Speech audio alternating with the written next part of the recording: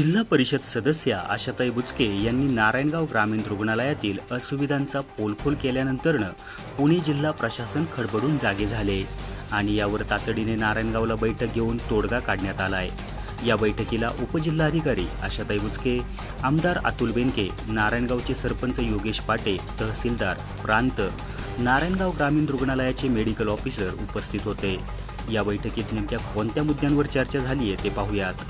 नारायणगाव परिसरातील खाजगी डॉक्टरांना ग्रामीण रुग्णालयात सक्तीने ड्युटी लावावी, व्हेंटिलेटर ऑपरेटर उपलब्ध करून औषधांची उपलब्धता, रुग्णवाहिकेची सोय केली जावी, रेमडेसिवीर या औषधाची तालुक्यात मोठ्या प्रमाणात उपलब्धता केली जावी, येणाऱ्या प्रत्येक रुग्णावर योग्य उपचार व्हावेत, खाजगी रुग्णालयातील कोविड सेंटरचे दरपत्रक निश्चित करावे, जास्त दर घेणाऱ्या खाजगी कोविड सेंटरवर कारवाई करण्यात यावी, तसेच जास्त बिल आकारले जात असल्यास सदर कोविड सेंटरचे ऑडिट करावे, कोविड सेंटरच्या सुविधांमध्ये वाढ करावी, यामध्ये जनरेटर, पाणी व्यवस्था, डिझेल आदी व्यवस्था चोख बजावण्यात याव्यात। ओझर, लेण्याद्री येथील कोविड सेंटरला PPE किट व इतर सामग्रींचा तुटवडा आहे तो दूर करावा, तालुक्यातील प्लाझ्मा डोनेशन संदर्भात जनजागृती करण्यात यावी।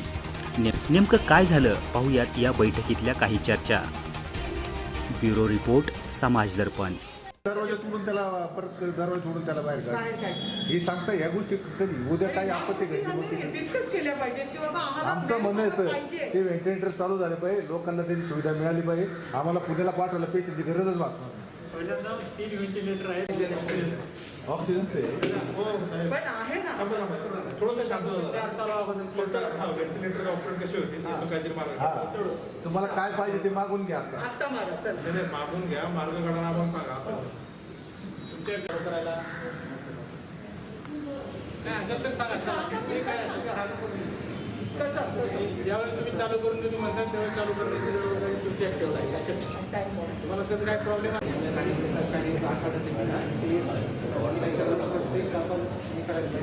तुम्ही ऑन कॉल बोलवा आणि सर आयुष प्रसाद साहेबांनी 10 डॉक्टरांची ऑर्डर काढली आहे, मला ते स्वतः काल बोलले।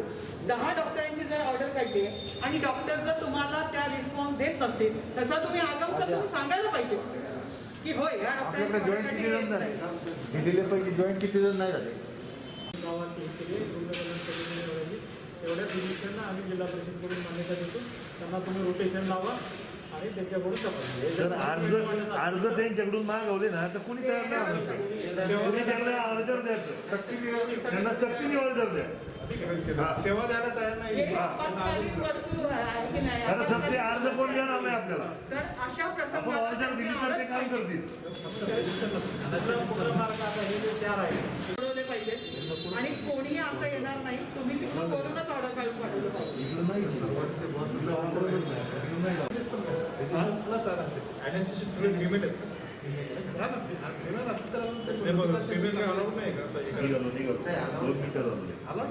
तो कुठेतरी जागा मिळेल असेल तरी तो काढून नाही तर मग रात्रच ते घेतलं हे होतं। आता परवाचा पेशंट आपला ICMच्या खालीच गेला तर व्यवस्था करून पाठवा आणि आपल्याकडे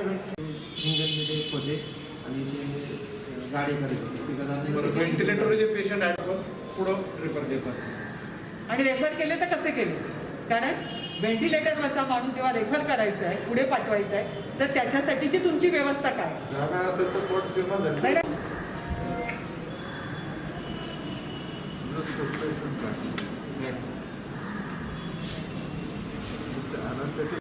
नाही जोपर्यंत फिल आउट करत नाही तोपर्यंत मी पण काय करू शकत मला व्हॉट्सअप पहिल्या सगळ्या लोकप्रतिनिधी पण आम्ही 6 महिने सफर होतो, आम्ही सफर याच्यासाठी होतोय का तर आमचे BDO असक्षम आहेत, कारण त्यांचा आणि THO यांचा की नाही तहसीलदार साहेब आरोग्याशी माझा काही एक संबंध नाही, या संबंध नाही असा सांगितलंय संबंध नाही असा नाही, बेसिक मागणी तिकडनं आली पाहिजे, हा प्रत्येकाचा संबंध आहे, संबंध आपलं सगळ्यांचाच आहे, त्याच्यात कमांडर आहे तहसीलदार साहेब, आपल्याला सगळ्यांना करायचं आहे एवढंच फक्त आपण ठरवूया ते करूया.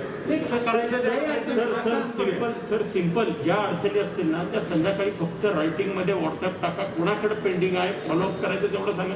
मी सर, हे सांगतो ना तिघे बरोबर असतात की मी नाही? बाकी काय सांगत नाही त्याच्यात. नाही, मला नाही. फक्त तुम्ही काय पाहिजे कुणाकडून पाहिजे ते नाही, मला एक सांगा. दुसरी गोष्ट मी एक सांगतो त्याच्यात मला CEO साहेबांचा पॉझिटिव्ह अनुभव आहे, CS साहेबांचा पण आहे, DHO साहेबांचा पण आहे. जेव्हा जेव्हा आपण त्यांना मेसेज टाकतो त्या याच्यामध्ये त्यांच्या वेळेत लगेच काही फोन कोणी उचलत नाही आपल्याला माहिती आहे त्याच्यात DC असतात हे असतात. पण ते त्यांना फीडबॅक देतात काय करायचं ते सांगतात आणि फॉलोअप करतात. पण जोपर्यंत आपली पेपरवर डिमांड जात नाही तोपर्यंत ते सुद्धा हेल्पलेस आहेत. आता ॲडिशनल CEO साहेब इथं आहे फोनवर बोलून किती लक्षात राहणार आहे. व्हॉट्सअपवर टाकलं तर लगेच त्याला हे करतात. आता मी ॲडिशनल CEO साहेबांकडे पाठपुरावा करायला सुरुवात करतो त्याच्यात. आणि सर, तुम्ही- पण तुम्ही आत्ता join करणार, पेपरवर बेसिक डिमांड आपल्याकडून गेली पाहिजे. त्यांचं पण ऐकू द्या. या दोघांनी जर आमच्या PO आणि THO ने सांगितलंच नाही दिवसभर बरोबर आहे. ऐका ना ताई. डॉक्टर्स येत नाहीत आता हे म्हटले आले नाहीत. त्यांनी एकदा तरी लेखी दिलं का की हे डॉक्टर्स गैरहजर आमचं म्हणणंच ते. आहेत, आज ते गैरहजर आहेत. हेच म्हणणं आहे. महिना दीड महिना व्हेंटिलेटर आपण केलं काय? आता हे आपण प्रश्न विचारल्यानंतर हे सांगतायत गैरहजर आहेत. यांनी रिपोर्टिंग करायला पाहिजे की हे डॉक्टर आले नाहीत किंवा यांनी ट्रीटमेंट दिली नाही. पण त्या ट्रीटमेंटमधलं मला तर ते समजत नाही कुठली ट्रीटमेंट कोणाला द्यायची. त्यांनी तरी बघायला पाहिजे ट्रीटमेंट बरोबर देत आहेत का येऊन सह्या करून जात आहेत का आणि काय करतायत. जर ते रेकॉर्ड आलं तर आपल्याला पुढं काय तर करता येईल. आपण त्यांना मदत करणे आहे. हो ना आम्ही मदत व्हेंटिलेटर गव्हर्नमेंटचं जे काय आहे ना आपल्याला समजण्याचं ते साधूच ते झालंच पाहिजे आहे. ते व्हायला ते झाल्याशिवाय आपल्याला प्रश्न पडतो नाही. ॲज ऑन टुडे आपल्याला सर्वात महत्त्वाचा प्रश्न या ठिकाणी ऑक्सिजन आणि व्हेंटिलेटर मला दिसतं आणि त्यासाठी आवश्यक असल्याचा मनुष्यबळ. हे 3 गोष्टी आपण जर सोडवल्या तर आपल्याला काही अडचणी येणार नाही. बरोबर आहे. शिंदे ऑन पेपर गेली होती त्यांनी का नाही पुरवली इकडे जरा तुम्ही चौकशी करायची. आमचा part time. हा पैसे कमी त्याने नाही म्हणा, म्हणतात. त्याची मागणी मी वर दिली का शिंदेनी वर दिली का नाही. CC सेंटरला काय काय रिक्वायर्ड आहे. इमर्जन्सी द्यायचा तर डॉक्टरांचे बोलतो जावं लागतं. तिथून तरी तर हे आपण ते यादी आमचं जुन्नर तालुक्यात एवढं दिलं तर तू आमच्या जुन्नर तालुक्याला पण एवढं दिलं पाहिजे. आपल्याला यांच्याकडून कारण मी काय सांगितलं त्यांना आदेश तसे देत ना. इथेच पेशंट इतके की आम्ही बाहेर देऊ शकत नाही. आम्ही आधार कार्ड पाठवलं पेशंटची स्थिती काय ती पाठवली पण आम्हाला ते मिळालं नाही. बरोबर आहे मॅडम. तेव्हा पॉलिसी त्यांची होती की फक्त ससून बोलतात माझ्या आता काय परिस्थिती आहे आता बाहेर देतात. पण अवेलेबिलिटी कशी आहे. आहे म्हणजे बरेच सर अँटीमरा मिळते आता रेमडिसिव्हिर मिळत नाही. आताची परिस्थिती अशी अँटीमरा सहज उपलब्ध होते आता. पण रेमडिसिव्हिर मिळत नाही आता. पण ते काय माहिती आहे का वापरायसाठी म्हणजे तेवढे तज्ञ पाहिजे. हो सर. म्हणजे नाही नाही आपला विषय नाही. मी तुम्हाला 4 दिवसासाठी 1 दिवस त्याला यायला जायला त्याला वेळ द्यायला आणि 2 दिवस तो इथे थांबला. बरोबर त्या पद्धतीने ते नेमणूक करतो. दुसरं फिजिशियनच्या नेमणुकीसंदर्भात एक मुद्दा आहे. फिजिशियन जे आपल्याकडे आता म्हणजे जे 4 फिजिशियन्स आहेत ते 4 फिजिशियन्सना त्यांनी बोलवून घ्यावं त्यांना ते वाटून करून द्यावं. ह्याच्याशिवाय ज्यादा फिजिशियन लागत असेल रुग्ण कल्याण समितीची मिटिंग घ्यावी. रुग्ण कल्याण समितीने यादी करावी आणि त्यांच्या आवश्यकतेप्रमाणे आपण ऑर्डर ॲक्वायर करून फिजिशियन ॲप्लिकेशन करून वापरू. त्याला फक्त आपले एक हे असते की त्याचं रजिस्ट्रेशन झाल्याशिवाय आपण करत नाही अशी तुम्ही आता तेवढा हा, ते रजिस्ट्रेशन पण त्याला नाही प्रॉब्लेम येतो तो. करायला तयार होत नाही. ते तयार होत नाही तो यांचा प्रॉब्लेम आहे ना तो.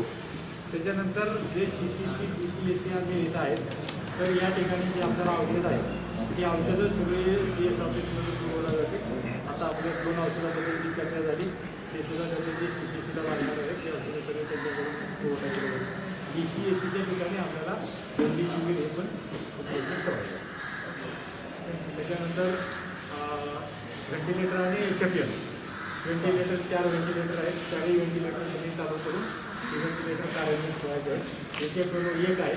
अजून एखादी आपण जिल्हा स्तरावरून PSRमधून करू किंवा त्याच्यामुळे रस्त्याचा प्रयत्न करू. सर 82 आले, एक मिनिट एक मिनिट सर, थोडं तुम्हाला डिस्टर्ब करते, पण 82 ज्या वेळेला आले गेल्या महिन्यात त्यावेळेला उपाध्यक्ष रणजितजींना मी सांगितलं, मी स्वतः पत्र करताना बसले की आमचा जुन्नर तालुका फार लांब आहे, आमच्याकडून पुण्यापर्यंत पेशंट यायला होतं, आम्हाला व्हेंटिलेटर किमान 2 तरी मिळाले पाहिजे, त्याच्यात 2चा उल्लेख होता आणि आपल्याला ते आले नाही. ती जबाबदारी तुमची आहे अतुल भैया, तुम्ही ते 2 आपल्याला कसे करून मिळवा, कारण ते आले पण तुम्ही ते- ते गायब झाले कळले नाही. तुम्ही ते- थोडासा action मारतो. नाही व्हेंटिलेटर काय तुम्ही आता 82 आले होते, त्या 82 मधले आपल्याला 2 देणं अपेक्षित तालुका होतं. वाईज- तालुका वाईज वितरण 82 होणार होतं, पण ते आपल्याला आलं नाही. आणि का आपल्याला त्यांनी दिलं नाही ते आपल्याला जिल्ह्याचा जाणून व्यायांश आला तर आपल्याला काहीच नाही किती तरी तालुके हे दिलं. हा. नाही नाही त्या रणजित भैयाने काही- दिलेलं होतं, नाही मग 82 तर जिल्ह्याला आले आपल्याला मिळालंच नाही. चुकीचं आहे. आता मिळून नाही काय आता मिळून हे पहिले 4 आधी चालू करा आणि मग आपण आणून देतो. आणि ते आपल्याला ते काय दुसऱ्या मग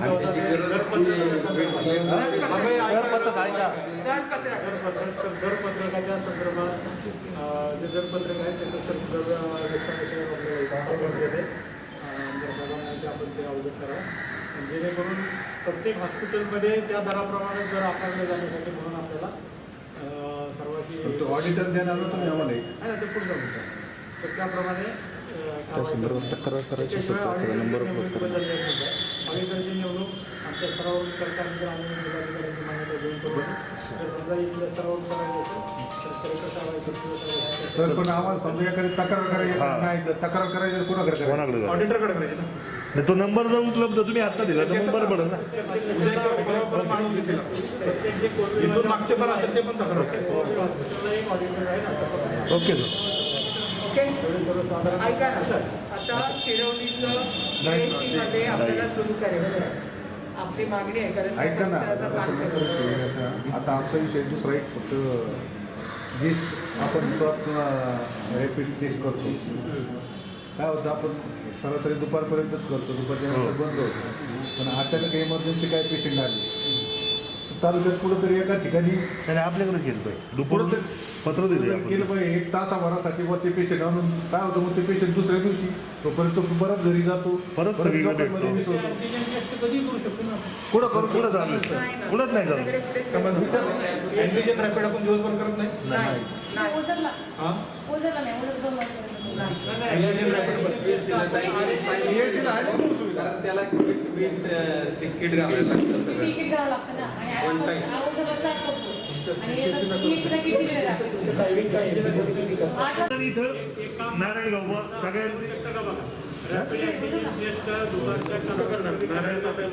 एक तासभर कुठेतरी लिहिण्यासाठी किंवा वजन नाही नाही नाही सर लांब ठेवू नका. नारायणगाव बाजारपेठ मोठी आहे, लोक इथं कनेक्टिव्हिटी जास्त आहे. ओझर लेण्याला जायला तास भर इथून लागतोय. करतो ना आपण. इथं आरेला करतोय तर इथंच चालू करा 2 ते 4 किंवा 4 ते 5. ते करतात ना, तिथं आहे ना 4-5 2 ते 5 तिथं चालू करा ना सर. करू शकतो. एमर्जन्सी इमर्जन्सी आली तर ते एक तास इमर्जन्सी तुमच्याकडे चालू आहे. सगळं फॉलो करायचं. आपल्याला रोज संध्याकाळी जी आकडेवारी येते आपल्याला रुग्णांची संख्या जी येते त्याच्या वेळेस त्या रुग्णसंख्येची आकडेवारी बऱ्याच वेळा तफावत असते. प्रत्यक्षात आकडा वेगळा असतो, येताना चुकीचा येतो, पत्रकारांकडनं मग तो चुकीचा जातो. त्यामुळं जो आकडा येतो तो टॅली करून व्यवस्थित वैद्यकीय अधिकाऱ्यांनी द्यावा. यांचा विषय नाही तो. हे खाजगी लॅबवाले जे केस करतात ते आपण ते काही यांच्यामध्ये येत नाही. मग तो ऍड होतो. हे काय करणार मग आता? तो ऍड 5 वाजेपर्यंत जो आकडा येतो ना तरी देत नाही ते. खाजगी लॅबवाले देत नाही होता. खाजगी lab आणि खाजगीचा तो दुसऱ्या दिवसात ऍड मध्ये करायचा. प्रशासकीय 5 वाजेपर्यंतचा आकडा आपण बरोबर ना बरोबर आहे. नाही नाही तो आपण डिक्लेअर करतो आणि त्याच्यानंतर झालेला दुसऱ्या दिवसात सगळाच दोष त्यांचा आहे असं काही नाही. पण तरी पण थोडासा समन्वय साधून जरा नाही नाही बरोबर ना. पण आता खाजगीवाल्यांनी या ना आकडा नाही दिला तर ते add होतात. मग ते आकडे पत्र केलं पाहिजे, नाव जाहीर झालं पाहिजे, तर जेणेकरून लोकांना कळलं हा माणूस संपर्कात आलेला आहे, हा पॉझिटिव्ह आहे, मग याच्या संपर्कात आपण आलो तर आपण घरी थांबलं पाहिजे. काय होतंय नाव जाहीर ना तुम्हाला मला माहित नाही तुम्ही पॉझिटिव्ह आहे आणि मी तुमच्याबरोबर 2-4 तास बसलो आहे आणि मग मी बाहेर फिरतो ती आणि तुम्ही सांगत नाही कारण आठवतच नाही त्यावेळेस मानसिकता अशी झाली असती तर आपण कोरोना पॉझिटिव्ह झाले आहे ना आता. त्याचं उदाहरण त्यांनी आणि घेतलं आठवतच नाही काही सुचतच नाही. यांनी तेच सांगते, आठवत नाही सुचत नाही ताई त्यावेळेस. आणि यांना पण ते हिस्ट्री चेक करायला अवघड जातं ना डॉक्टरना. मी आठवणार काही चार परत हिस्ट्री चेक करायला अवघड जातं ना डॉक्टरना. ज्यावेळेस परत तो पॉझिटिव्ह जो कोण आलेला आहे त्याची हिस्ट्री चेक करणं खूप अवघड होतं. तुम्ही जर मांडला तर याला नाही आता एक विषय घेऊ आपला. गाडी जी आहे त्यानंतर जो व्हेंटिलेटरवरचा पेशंट आहे तो पुण्याला 3 तासात पोहोचणार आहे का 2 तासात पोहोचणार आहे आपल्याला माहित नाही. तो नेतानाची गाडीची जी व्यवस्था आहे ती सगळ्यात महत्त्वाची. ॲम्ब्युलन्स घ्या ॲम्ब्युलन्स घ्या. गाडी तर पाहिजे काही. तर वीज पण ऐका ना पण जर इथं औषधं उपलब्ध झाली तर पुण्यात जायचा विषय नाही ना. आलीच मी तेच सांगतो. नाही सांगतोय मी तुम्हाला. औषधच नाही ना आपल्याकडे. रेमडेसिवीर किती याचं ऐका ना, रेमडेसिवीर काय होणार सर पेशंट 20. याच्यात दोन्ही मुद्दे बरोबर आहे. नंबर 1 तिथं औषधं पाहिजे. हो सर. नंबर 2 इथून जाण्यासाठी गाडी पण असली पाहिजे. हो नाही गाडी तर पाहिजेच. आणि वेळेत जायचं. आणि सगळ्या फॅसिलिटी ऐका ना, तर याचं सिव्हिअर केसेस टाईप केसेस असं वापरायचं आणि ते तुमच्याकडे ह्यावेळी तुम्ही सर्वात हो सर ते व्हेंटिलेटर वगैरे जाणार अशा केसेस तुम्ही जरूर वापरा. आणि ज्याला जे तुम्ही मागणी करा आणि सगळं रेमडेसिवीर मागणी केले ना सगळ्यांना काही CCC मध्ये traffic rules करायचं असेल तर बघा. CCC मध्ये CCC मध्ये म्हणजे काय म्हणतात त्या सिम्पटम्स असतात हां, तर काय हां. आणि सिम्पटम नसेल तर फक्त सिम्पटम्स थोडेसे असले तर वाढले पण आता वापरतच नाही आपण. बरोबर आहे. हो सिम्पटम्स वाढले ना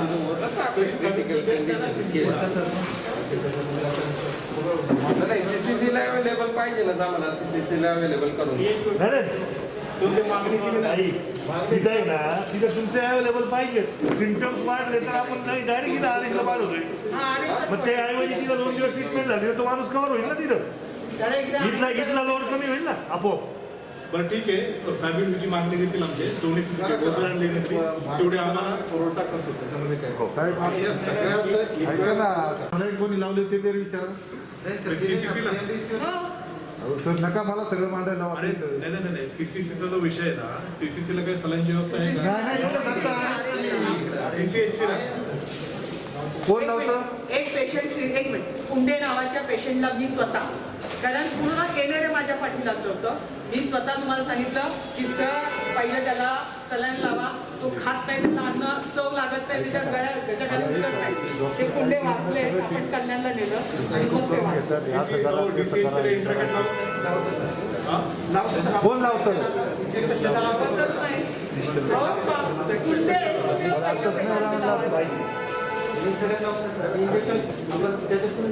थोडंफार काय माहिती का आमदार साहेबांना सांगायची गरज पडून नाही.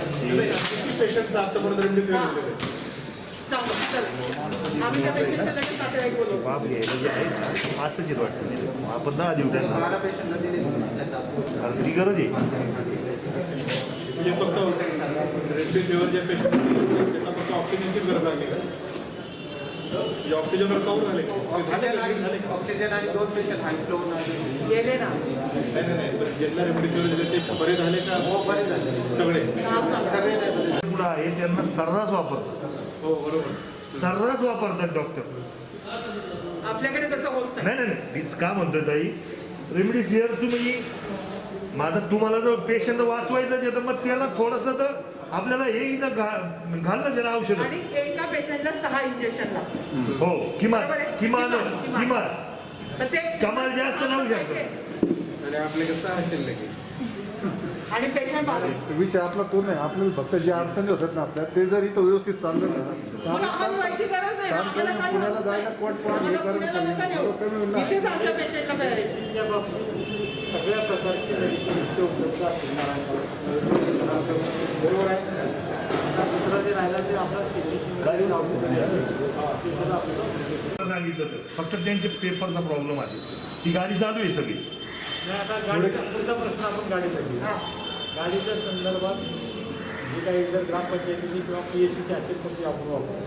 जर नसेल तर खाजगी PSCची गाडी प्रांतांना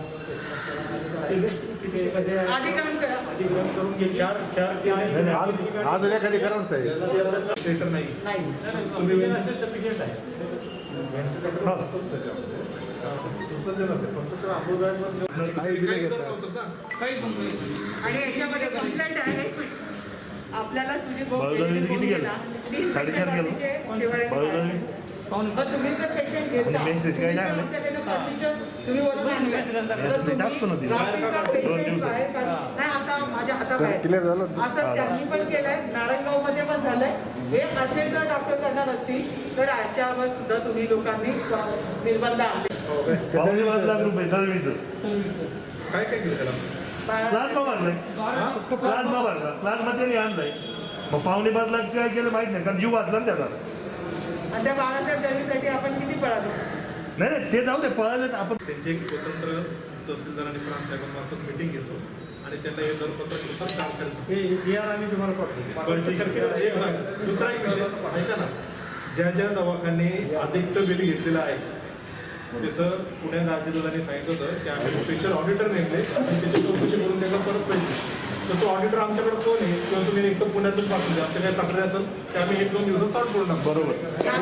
केलं ना बुधवार सगळीकडे जाईल.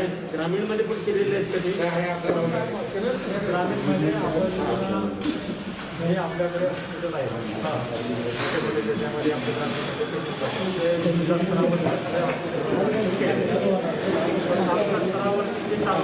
आपला स्टाफ आहे ते दोन केलं पाहिजे. आता आम्ही जिल्हा स्तरावर आम्ही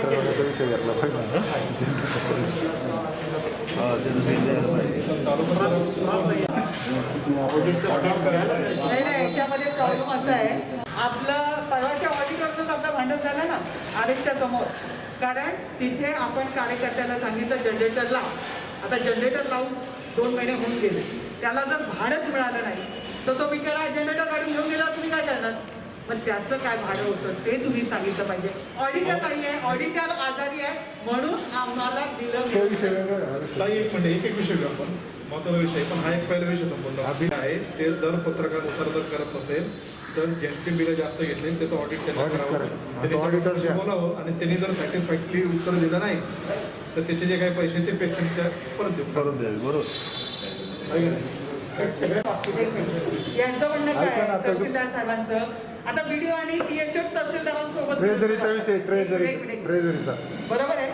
दिवसभर तुम्ही तिघं सांगते असता.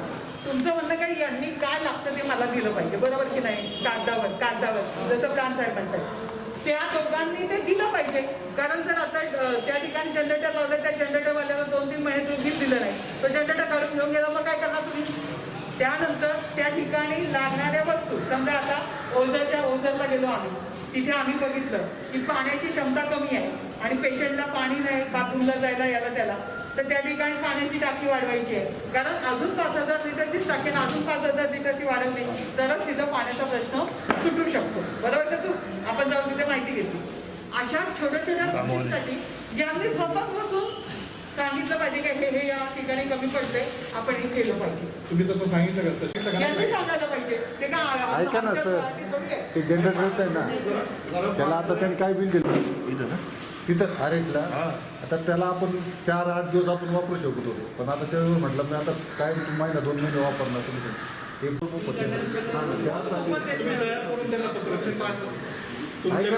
त्यांचं डिसिजन घेतील, रेट ठरवतील आणि जनरेटरवाला पैसे. आणि आयुष्य साहेबांनी सांगितलं काल की आता पण परत मी पैसे पाठवले तहसीलदारांना सगळ्या. पैशाची अडचण नाही, ते बिलच माझ्या पण आलं नाही. पेपरवर मागणी आली पाहिजे ना त्याने. 10 दिवस झाले. सांगा ना, तो गोसावी कोण ते आहेत, ते आजारी आहेत आणि म्हणून आता ऑडिटर ऑफिसकडून जे साहित्य येतं तर ते दोन्ही आरएच कडून मिळावं. कारण आपली गाडी डायरेक्ट CS ऑफिसला गेली तर तिथे आम्हाला ते म्हणतात तुम्ही नका येऊ, तुमच्या आरएच कडून मागणी करा. आणि जेव्हा आम्ही आरएच कडून मागणी करतो तेव्हा ते म्हणतात नाही आम्ही आमच्या पुढचं आणलेले तुम्हाला यातलं काय मिळणार. सिलेंडर पण देत नाहीत आपले. ओटो सिलेंडर पण आम्हाला आम्ही आमच्या पगारच्या खर्चाने भरून घेतो. ओटो सिलेंडर PSC अकाउंट काय फरक पडतोय. आरएचमध्ये डिलीट करा का जुन्नर किंवा नारायणगावरून तुम्ही मागणी. हां, कारण ते कुठून मिळायला मिळावं. कारण अँटीजन किट वगैरे तिथे गेलेले परत काढा. त्यांनी पाहिजे. त्या PHC मध्ये तिथले कारखान्याचे चेअरमन आहे सतीश चेअरमन आणि ग्रामस्थ काही लोकांनी मिळून तिथं ऑक्सिजन बेड्स आम्ही तयार करतो असं त्यांनी इनिशिएटिव्ह घेतलं. त्यांनी काही लोकांचं कॉन्ट्रीब्युशन घेऊन किंवा काही ते स्वतः खर्च करून आता ऑक्सिजन बेड ते तयार करतात.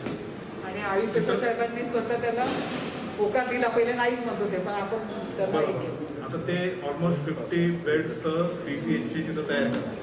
पण ते जेव्हा सगळ्या गोष्टी तयार करणार आहे ते रन करण्यासाठी नारायणगाव DCHची लोक आहेत, तसंच हे DCHची रन झालं पाहिजे. कारण फ्रीमध्ये इथं फक्त 25 पेशंट होतात, हे व्हायला पाहिजे. त्यासाठी लागणारा स्टाफ, त्यासाठी लागणारे डॉक्टर, 50 बेडचं DCHची करतो. काल मी सरांशी बोलला म्हणजे डॉक्टर तुम्ही जाणून घ्या, आता डॉक्टर डॉक्टर संपले असे त्यांनी पण ठीक आहे ना, जर डॉक्टर नसेल तर मग ऑन कॉलचं हे करा किंवा एक तरी तिथे एक डॉक्टर द्या किंवा मग तिथे ट्रेंड नर्सेस असेल ऑक्सिजन ते मॅनेज करू शकतात. असं काहीतरी करून द्या. पेशंटसाठी देशपांडे साहेब. 5 येत वाटतं आपल्याला, 3च येते ना आरेला.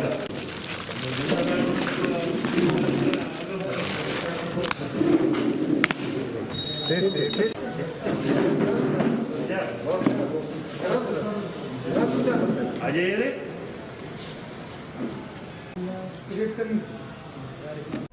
नारायणगाव आणि जुन्नर तालुक्यात असणारा डेथ रेट कमी करण्याच्या अनुषंगाने आणि त्याचबरोबर माझे कुटुंब माझी जबाबदारी या संदर्भात चर्चा करण्यासाठी या ठिकाणी आज आमदार साहेब आणि बुचकेताई यांच्या समवेत तसेच गावातील जे ग्रामस्थ आहेत यांच्या समवेत चर्चा झाली.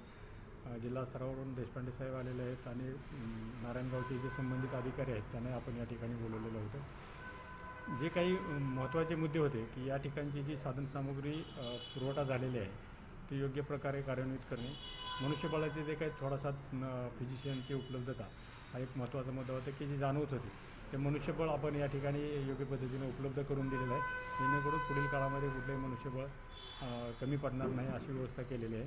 औषधाचा पुरवठा संपूर्ण तालुक्यामध्ये जे जे CCC, DCH आणि DCH आहे या ठिकाणी व्यवस्थितपणे उपलब्ध राहील अशा प्रकारची व्यवस्था या ठिकाणी आपण करून दिलेली आहे. याशिवाय आमदार साहेबांनी जो मुद्दा मांडला की जे सेवली या ठिकाणी एक नवीन CCC तयार करण्यात यावी, ते पण आपण नवीन CCC पुढील कालावधीमध्ये त्या ठिकाणी आपण निर्माण करून सुरू करणार आहोत.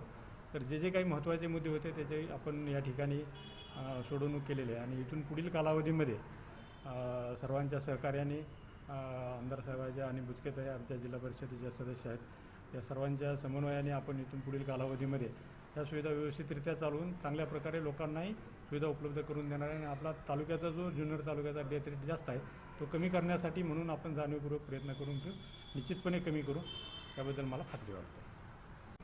प्रश्न असा आहे की ज्या वेळेला 2 दिवसापूर्वी माझ्या लक्षात आलं की आपल्याकडचं खांडगे नावाचं पेशंट जेव्हा आपण रेफर केलं या ठिकाणी म्हणजे RH नारायणगावमध्ये आणि त्यावेळी आणि त्याच्यानंतर दाते नावाचं एक पेशंट रेफर केलं, परंतु खांडगे नावाचा पेशंट आपण वाचवू शकलो नाही कारण तिथे त्याला न घेतल्यामुळे तो जेव्हा गेला तो ICMच्या खाली जाईपर्यंत तो पेशंट राहिला नाही. आणि अशाच पद्धतीने आपण सर्वीकडे पळत असताना आपणच आपल्या तालुक्यामध्ये सगळ्या सुविधा कशा उपलब्ध करून घेऊ शकतो याच्यासाठी आयुष प्रसाद असतील, कलेक्टर असतील, त्या ठिकाणी जाऊन जेव्हा आम्ही त्यांच्याकडे मागण्या केल्या आणि सिव्हिल हॉस्पिटलचे देशपांडे साहेब या ठिकाणी आलेले आहेत, या ठिकाणी ॲडिशनल CO आलेले आहेत आणि यांनी बऱ्यापैकी आता या ठिकाणी आम्हाला समाधानकारक ज्या ज्या गोष्टी इथे अवेलेबल झाल्याने या जुन्नर तालुक्याचा मृत्यूदर कमी होणार आहे, मृत्यू होणारच नाही अशा पद्धतीचं त्यांनी दिलेलं या ठिकाणी जी सुविधा देण्याचं कबूल केलेलं आहे ते त्यांच्याकडून करून घेण्यासाठी निश्चितपणाने आम्ही एकत्रित आहोत आणि एकत्रित राहून आम्ही करोनाचा विषाणू आमच्या जुन्नर तालुक्यातून घालवण्यासाठी कटिबद्ध आहोत. ज्या ज्या फॅसिलिटी त्यांनी देऊ केलेल्या आहेत त्या त्या फॅसिलिटी आम्ही त्यांच्या पाठी लागून करून घेणार आणि होणारी जीवितहानी थांबवणार एवढंच या ठिकाणी सांगत असताना करोना एकमेव शत्रू, दुसरा कोणीही शत्रू नाही. जुन्नर तालुक्यामधलं DCHC सेंटर हे नारायणगाव ग्रामीण रुग्णालयामध्ये आहेत. तिथले ज्या काही अडचणी होत्या डॉक्टरांच्या, प्रायव्हेट डॉक्टर्सच्या, फिजिशियन्सच्या, व्हेंटिलेटरच्या, ऑक्सिजन बेड्सच्या, ते सर्व आम्ही शेंडगे साहेबांशी इथं चर्चा केली. सकारात्मक त्याच्यात मार्ग निघाला. त्याच्यामध्ये त्यांनी जे काही औषधं लागणार आहेत फॅबिफ्लू किंवा रेमडेसिवीर इंजेक्शन वगैरे ते देण्यासाठी त्यांनी मान्यता दिलेली आहेत. त्याचबरोबर CCC सेंटरमध्ये जे काही अडचणी असतील त्या पण पूर्ववत करून तिथं मुबलक औषधं पुरवण्यासाठी त्यांनी मान्यता दिलेली आहे. त्याचबरोबर प्रायव्हेट डॉक्टर जे आहेत जे कोविड केअरचं काम करत आहेत त्यांचे दरपत्रक त्यांनी निश्चित केलेले आहेत आणि अजूनही ऑक्सिजन बेड्स उपलब्ध व्हावे याच्यासाठी आमचं एक शिरोली म्हणून गाव आहे, तिथे 50 ऑक्सिजन बेड्स ऑपरेट करण्यासाठी लागेल तो स्टाफ हे देण्यासाठी त्यांनी कशा पद्धतीने आपल्याला पुढे जाता येईल याच्यासाठी सकारात्मक आमची चर्चा झालेली आहे. जुन्नरच्या माध्यमातून सगळे प्रसार झाले, याच्यासाठी आळा बसण्यासाठी ही निश्चितच आम्हाला मदत होईल.